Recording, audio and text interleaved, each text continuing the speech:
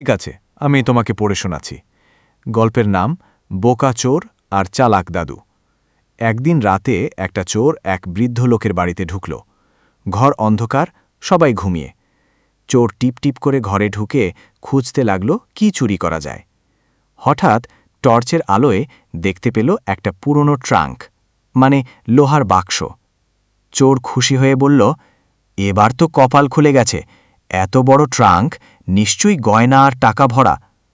সে ট্রাঙ্কটা খুলল, দেখল ভেতরে পুরনো জামাকাপড় আর কিছু বই। চোর রেগে গেল। ঠিক তখন পেছন থেকে এক গলা ভেসে এলো, বাবারে, ওগুলো নাও, পড়লে মানুষ হবে। চোর ঘুরে দেখল বৃদ্ধ দাদু দাঁড়িয়ে আছেন, কিন্তু দাদু ভয় না পেয়ে উল্টো চা করার অফার করল। চোর একটু হতভম্ব, এত সাহসী বুড়ো জীবনে দেখেনি। দাদু বললেন, তুই যদি এত রাত জেগে পড়াশোনা করতে পারতিস, তাহলে আজ এই কাজ করতিস না। চোর হেসে ফেলল, বলল, দাদু, আমি চুরি করতে এসছি, জীবন শেখার ক্লাস করতে না। দাদু আবার চায়ের কাপে গিয়ে দিয়ে বললেন, তাহলে আজ একটু আলাদা শিক্ষা নিয়ে যা।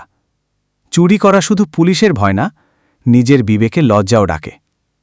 চোর কাপ হাতে নিয়ে ভাবল, তারপর আস্তে করে বলল, আচ্ছা দাদু, আমি বইগুলো নিয়ে যাই। দাদু মুচকি হেসে বললেন, এইবার ঠিক চুরি করলি।